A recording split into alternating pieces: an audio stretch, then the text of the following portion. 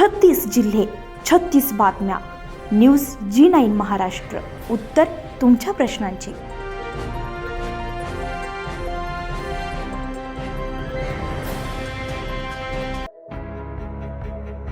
आरोग्यावर बोलू काही या उपक्रमाअंतर्गत जामठी गावामध्ये निरोगी जीवनशैली या विषयावर जनजागृती आणि मोफत तपासणीसह आरोग्य शिबिर यशस्वीपणे संपन्न झाले.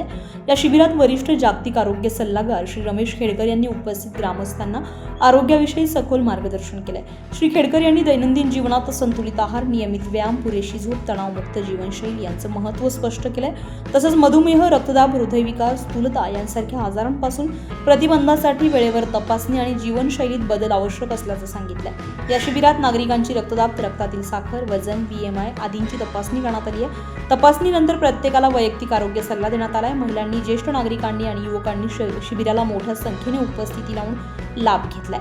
ग्रामस्थांनी या उपक्रमाचं कौतुक करत अशा आरोग्य शिबिरांचं नियमित आयोजन करण्याची मागणी केली. आयोजकांनीही भविष्यात आरोग्यविषयक जनजागृती उपक्रम सुरू ठेवण्याचा संकल्प केलाय. निलेश तायडे, चेतना तायडे, भागवत महाजन अध्यक्षस्थानी उपस्थित, सरपंचपती इंद्रचंद्र खिवसरा, राजू परदेशी, हरिभक्तपरायण शंकरगिरीजी महाराज उपस्थित होते.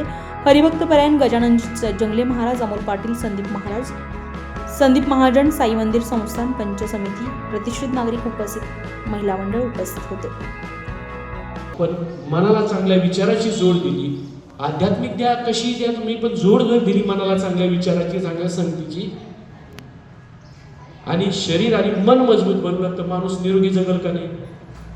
मग हीच संकल्पना घेऊन आलो आम्ही तुमच्या पुढे की आयुष्य निरोगी करायचं असं तर माणसाला शरीर आणि मन या दोन्हीला निरोगी बनवायचं असेल तर शरीराला आहार, मनाला चांगला विचार आणि सोबत व्यायाम, या 3 गोष्टी म्हणजे सगळ्यात मोठं औषध आहे.